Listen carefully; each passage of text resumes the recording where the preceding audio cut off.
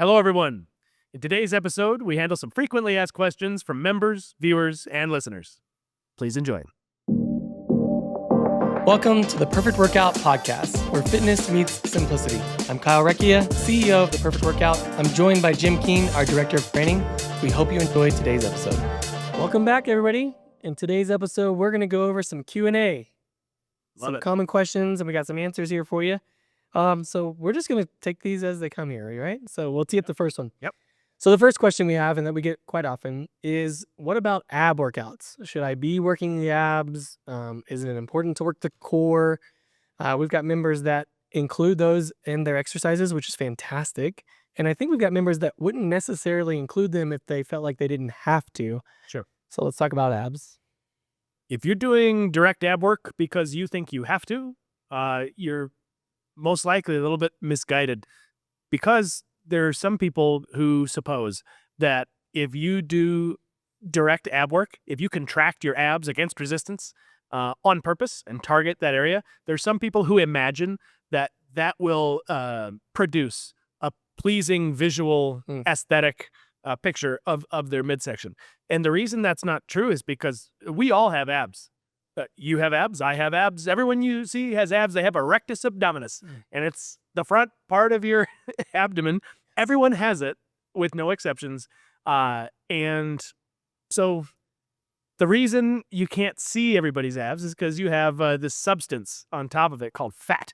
And you got fat on top of your abs, and this obscures the look of the abs. So when you do direct work, some people, again, hallucinate this idea that I can do nothing with this fat, but I can access the muscle underneath, and somehow it'll worm its way up and the muscle will be on top. I'm not sure what the thinking is, but they suppose that that would be aesthetically pleasing. What actually ends up happening is that when you stimulate a muscle, it grows, and the abs can't get big like chest or biceps, but it grows. And so they just get thicker. They get larger in their midsection, which is the opposite of what they want. But they think, I need to work my abs to see my abs. And of course, that's not true. But by working their abs, they thicken up their midsection, so their pants don't fit as well, and they don't have the taper silhouette, from the shoulders down to the waist, because it's boxy, right? Because they built out their abs in a misguided attempt to see their abs. And so what they actually want, because they already have abs, as we talked about, what they actually want is visible abs, and that is built in the kitchen. It's 98% due to what you're eating and your lifestyle and how you're sleeping and your choices you're making outside of the workout. So that said, from our perspective, we only have a limited time, and we only have a limited number of movements, and so we want the largest amount total of muscle mass in the fewest number of movements. And so if you think about the chest and the back and the arms and your calves and your legs, and then the abs is this tiny, it's a small muscle group. It's thin, and it's about this big, and it's thin. And even the obliques, if you add those in as a weight, it's a very small. Why would I waste a movement on this small nothing? It's low leverage, it's low priority, especially because the abs are used and stimulated in the pull down, in the chest press, in the row. The abs are working. The abs are stimulated. Walking around every day, the abs are working constantly. So you actually don't need direct work for the abs, and it's counterproductive in some cases when the aesthetics are the priority. Yeah. What you need is to get rid of the fat on top of the abs to reveal the abs. You're going to think that looks good, I promise. Now, if you're a martial artist or a gymnast or an athlete of some kind or a dancer, yeah, you need your abs to be strong, and you should do direct work for your abs to make them strong for your sport or your activity. But for aesthetic reasons, there's no good reason to be doing abs directly, which costs you the opportunity to be doing a more productive movement that would have a greater systemic effect and a greater effect on your body scans that would show you muscle versus fat. There's not a lot of muscle you can gain in the abs, but that same amount of time spent somewhere else would be much more productive. So, and you can find some cool stories about this. Like, there's plenty of stuff online, people that will show, hey, this abs are made in the kitchen. I'm going to go 6 months and I'm going to focus only on abs. And then, I'm going to go another 6 months. I'm not going to touch abs or strength train at all, my abs, but I'm going to focus on the kitchen. And of course, the outcome is always beautiful, visible abs because Right. they focus on diet and nutrition. So it's great. One of the things people are looking for, and one of the key things people are looking for, is the aesthetics. I think one of the other things that they're looking for that you've mentioned already is, in our society, it's really important, this idea around core. Like, if my core is strong, that is sort of above everything else. And so, yes, with specificity, if you're doing something like gymnastics, you might want to focus even more so on sort of extra strength there. Um, but for the average person, you're not missing your abs. You're not missing a foundational body of strength. Right. The kinetic chain here is working great whenever you're doing these other big movements. So Right. I guess it's safe to say that if you want to really make sure that you have a strong core, which is kind of a funny word. A lot of people say, "Great, show me, in the kinesiology books, anatomy and physiology, just point to the core muscle." Right. Yeah. It's like point to the stabilizer muscle. Yeah. Point to that, would you? And there's not a core muscle. Yeah. What they're really talking about is their abs and making sure that they're strong enough to do life. Yeah. And we've talked about this in prior episodes. The answer is absolutely. So that comes with just strength training. So our recommendation for our members, if you want to do the abdominal exercises, we have machines and exercises for that. Great. If you want to do that because you want more aesthetically appealing abs, Yep. we're going to focus on our Peak Well program and nutrition and diet to really bring the body fat percentage down so those abs begin to reveal themselves more. If you want to focus on abdominal workouts because you just want to make sure you're not missing that, then you don't have to do an ab-specific exercise. In fact, it would be better for you to do that leg press, to do that chest press, etc. Because not only are you going to be engaging that core and those abs, but you're also going to be building up even larger muscles with the time that you have. Right. And then your silhouette, because you're looking for aesthetics. So the time could be spent building bigger shoulders and lats for the V taper and leaving the waist very small, which is how you want it. So you don't want to do direct work and make more dense and bigger the part that you want small. It's It's opposite. So to your point, yeah, work the legs, work the shoulders, work the lats, work large muscle groups, and the abs will come along for the ride so long as you're executing on your lifestyle side outside of the studio. So to build the abs, you don't need to. They're already there. There you go. To reveal the abs, you need to live a lifestyle and a diet and sleep and all that stuff that's conducive to people seeing. You got some tools for that? Yeah. Well, you have abs right now, so there's no need to. That's good to know. I was worried. Yeah. I was worried. Yeah, I was just going to be jelly. It'll slouch over. That brings us to question number 2, and I think we'll have to do a 2-part answer on this one as well, but for our different studios. So I want you to get specific, if you can, on the Nautilus studios and then on the FastFit Machine studios. And this is going into legs. So a lot of people want to build abs. A lot of people want to, accomplish many different things across body composition. But as common, I think, as abs are glutes, especially with our female members. This is no secret. How do I get nice, firm, round booties, right? Sure. And the reason that I think this is important to bring up is not because it's a common question for our members, but if you turn on a TV at night and you get an infomercial, 9 times out of 10, there's going to be some device that is the newfound secret to shape the booty, right? Brazilian butt blaster. That's right. 2 a.m. on QVC. Yeah. When it comes to achieving that outcome, if you're in a Nautilus studio, how's that accomplished? If you're in a FastFit studio, how's it accomplished? And are any of these extra specific things, and you can get into a few that you're aware of, necessary outside of the things that we have? So if you're in a flagship studio that has Nautilus machines, you will typically have a leg press machine. You'll have a hamstring curl and a leg extension, and then an abductor, which forcefully moves the legs out against resistance, and then an adductor, where you move in against resistance. So all of these things, when you're using weights and you want to maximize your leg development, especially the glutes, all those are necessary and desirable. You're going to want all of that because in each of those movements, let's take the leg press as the easiest example.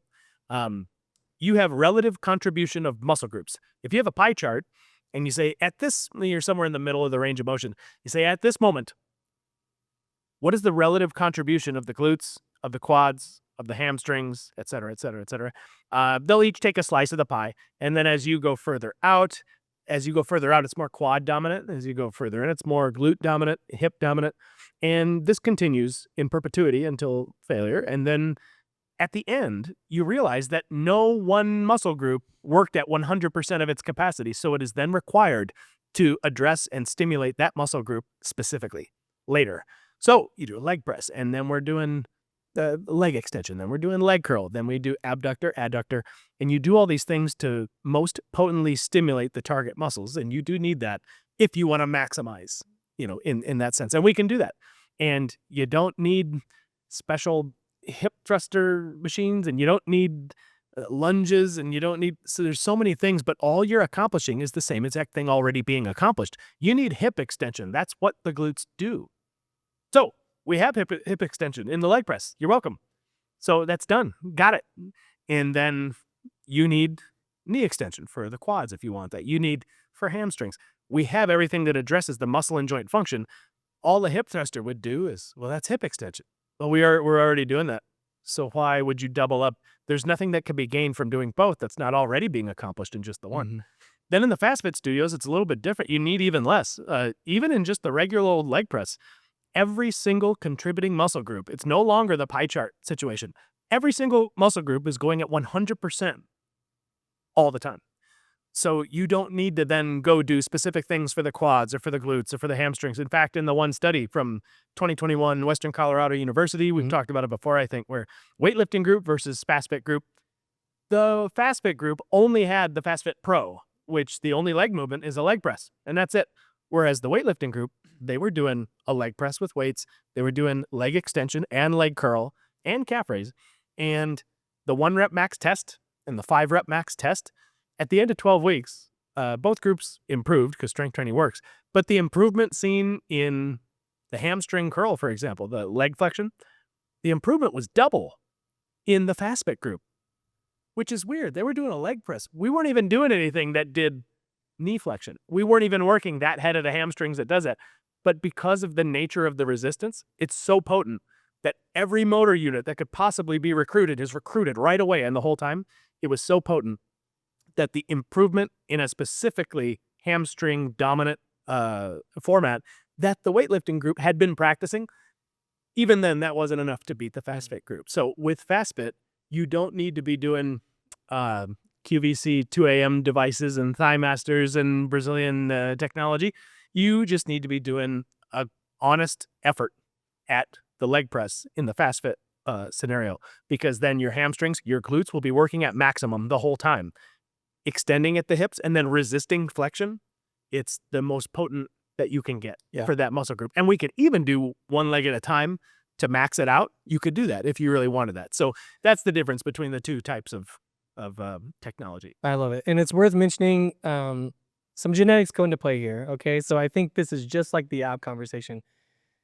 Some people, when they're looking for this outcome, more aesthetically pleasing glutes, absolutely, number one, we need to build up those muscles to get the larger muscle sizes, right? I want to have a nicer, bigger butt.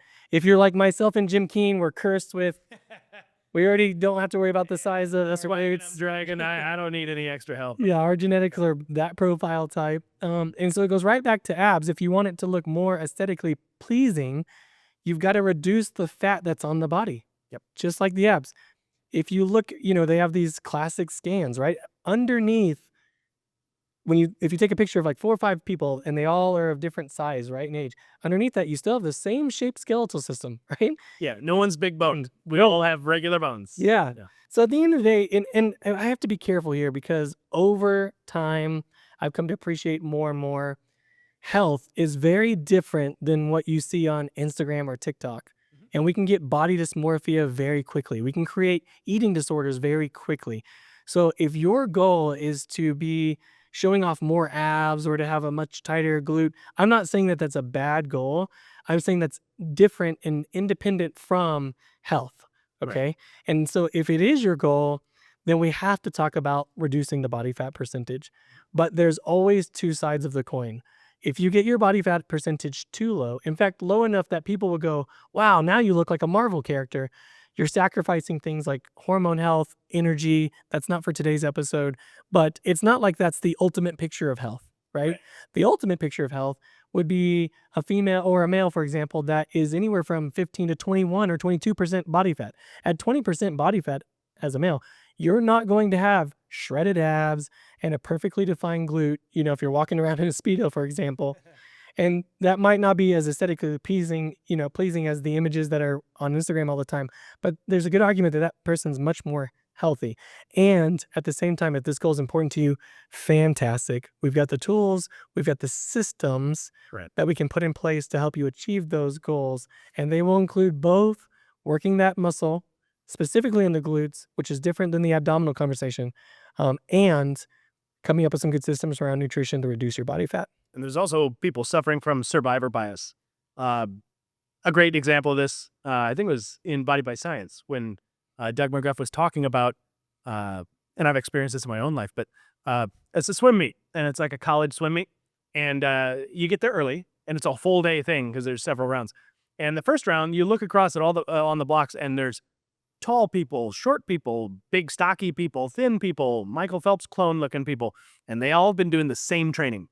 Same exact training, same laps in the pool, same butterfly stroke, same freestyle, same everything, but they have all these different body types.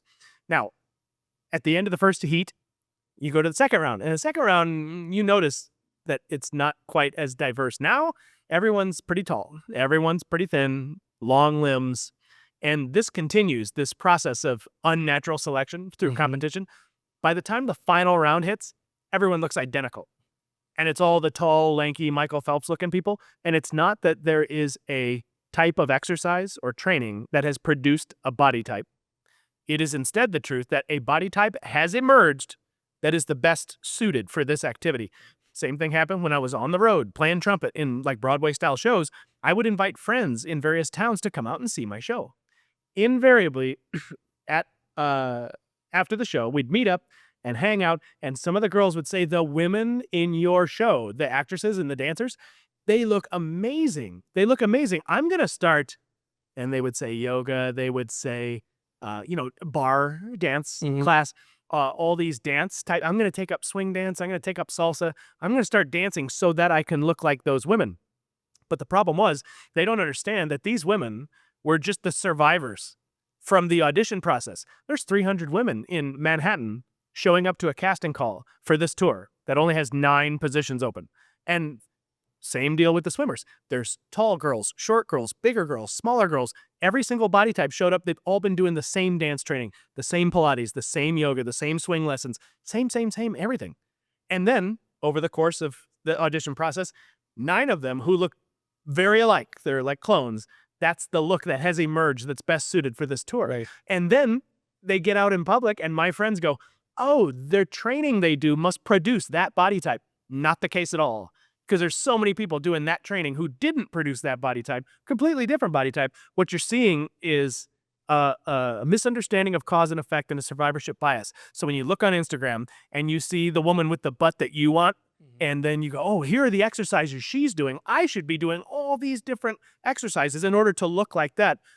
What you're seeing is a survivor bias. It's not that she looks like that because she's doing this angle of Bulgarian split squat with the toe out. It's not because she's doing this type of sumo deadlift. She could get the same or better result just from going to a perfect workout and doing a leg press and a leg extension and curl, adductor, abductor, and being done with it. She would get the same exact benefit and then go into FastFit and just doing the leg press, maybe torso extension and right leg, left leg, and then calling it a day. Right. And she would save money. She would risk injury a lot less, but it wouldn't look as great on an Instagram story.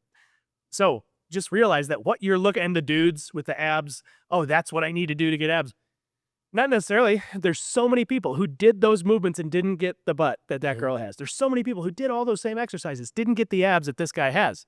So it's a survivorship bias. What you see is very influential. What you don't see is the thousands of people who have tried that and failed. And why would they post a video? Right? They failed. They don't look good. Yeah. So why would they say, I tried this and it didn't work? Which is another problem with peer review. Negative results are often not published because why would I didn't make any breakthroughs. It didn't work. Well, that's great data too. That's negative data. We need that. We tried this and it didn't have any effect. And you never see it. You never see it get published. So these are some of the things you have to overcome when you come into a perfect workout and you go, I need to do inner thigh and outer thigh and a different angle for each one of my quads. And I need to do for the teardrop and then for the glute medius and glute maximus and pectoralis major and pectoralis minor. No, actually you don't. you're in luck. It can be way easier. You just need to stop thinking from that perspective of cause and effect. So this is a freeing thing. I mean, I'm a little bummed I won't get taller. Right. From no matter doing how this. many basketballs you dribble, I'm not going to you'll never get taller. But it's still a freeing message. But the tallest people are great at dribbling it, so maybe there's a connection. Yeah. Maybe I could dribble and get taller. Maybe. Yeah, absolutely. Which kind of a little bit ties into this sort of final question. And I want to then get into a topic that's related and important. But this final question around training intensity. Mhm. So for a lot of members, whether they're new or they've been with us for some time and then they stop training with us, sometimes it goes back to like the soreness episode that we have. Sometimes it's like, hey, this intensity is too much. Right. And they're doing the same thing as the guy next to them that's saying this intensity is not enough. Yeah. And so it's not going to work for me. And the truth is, in both of our studios and across our methodology, we have sort of different levels of intensity at the same that can bring people to the same results, you know? And some of it is just a matter of preference, like the soreness conversation. So this is probably a little bit of a shorter answer, but kind of can you get into the like sort of when somebody's looking at something and saying this is not intense enough or this is too intense and therefore it's not working, how do we approach that at the Perfect Workout? The way we do it is the default is an intense workout just because that's the best. But that's not necessary for the production of continued results. It's like a bullet train. Yeah, the fastest way to get there is to go at maximum speed, 400 or 500 miles per hour or whatever it is. But I don't know. I don't like to go this fast, so I'm just not going to take the train. Well, no, wait a minute. We also go 100 miles an hour. We could go 2 miles an hour. Any speed is possible. It's like you wouldn't be scared of a Ferrari assuming it only goes at its top speed. That would be crazy. You can also drive it 30 miles an hour to the market and back. So with our workouts, yes, it can be very intense, and it should be for the most rapid production of results, but it doesn't have to be. So long as certain things are accomplished, you can still make progress. And it's like the systems versus goals thing. Success is the progressive realization of a worthy ideal. So just being directionally accurate, that's a success. You're doing great. So in the Nautilus studio, when we purposely underload you because you're cautious, because you don't want to work so hard and be so intense, can I still get strength training? I don't want to go at my maximum and look like those other people doing it and breathing hard. I don't want to do that, but I still want strength training. Do you have something for me? Yeah, easily, right away, instantly, with no problem, even a little bit. I don't even know what you're worried about. It's just weights. We could just choose less weight. And as long as you're doing heavier weights over time and you're doing more tonnage in the same space of time, now compared to 3 months ago, compared to 6 months ago, congratulations, you're doing strength training. Right. You're getting every benefit possible from strength training. And eventually, I promise, it'll get heavy because that's just how progression works. And with the FastFit studios, it's the same way. You can produce a maximum of 2,500, 3,000 pounds, whatever the machines are rated for, or you could produce a single pound of force, and the machine would give you a single pound of force instantly. So whatever the level is at which you would like to work, we can accommodate that. Yeah. All that we need from you is increase in the resistance over time, the amount of force you're made to produce, and the amount of work that you're doing, the tonnage you're doing in that discrete, specific amount of time compared to 3 months prior, 6 months prior, 9 months prior. As long as we have those two, go as hard as you like. I don't care. Yeah, if you want to learn more about that, we did an episode prior, Progressive Overload. Yep. Might be the title. So we get into that much more deeply. And like you alluded to, please just talk to your trainers. There are ways to make the exercise less intense. And there are ways, and this is not necessary, to make it more intense. We have trainers that, if we have time, we'll do those drop sets with members. We'll do those intensity extenders, like pushing beyond failure, etc. Your trainer will work with you. We've talked about this earlier, your different biopsychosocial needs. They will work with you to figure out what works best for you and what you really enjoy doing, and they'll customize their program to it. And you already alluded that, we're going to wrap this up. You already alluded to this, and you got a story around this and in your own personal experience. That same topic comes into, well, I wasn't able to do this 2 times a week or 3 times a week or 1 time a week consistently, or I'm going to be traveling and I'm going to be out for 2 weeks, and then I'll be back for a week, and then I'll be out for 2 more weeks, and I'll be back for a week. So what I'm going to do is just put my membership on pause and take a break from this because I can't do it right. So therefore, and it goes right back to this all or nothing mentality. Right. And that kind of ties into what we just talked about with the intensity piece. So yeah, why don't you tell your story around this and bring it home to like episode 2 or 3, why adherence is king. Right. But adherence can mean a little bit of variability in Yeah. your consistency. And yet again, half of a sure thing is better than twice of nothing. I want to show up 2 times, 3 times per week, and that's the perfect workout. That's the thing. And if I can't do that, then I'm better off just quitting. And it turns out, no, half of a sure thing is better than twice of nothing. You get some benefit. Now, some is better than none. And your choices before were all or none. And so you can't do all because you're traveling or you hurt yourself or whatever happens. And so you're going to choose none. But some is on the table. That's an option. Some is good. And so in my personal story, it'd be my parents. Up in Chicago, they have access to a place that has this type of technology, the isokinetic technology. And they show up once every 14 days to this place. And they do their leg press and their chest press and their row and a couple other things. And it's been like that since 2017. So it's been 8 years, showing up 25 times a year, basically. And it was schedule, it was budget, it was several different reasons. Were you guys training more frequently before that? Were they training? Yeah, they were doing like twice per week, and then it was once per week. And then finally they had the same conversation. Well, do we like quit? Because what, twice per month? Is that even doing anything? And I was able to convince them, listen, you've been strength training like this for 6-7 years.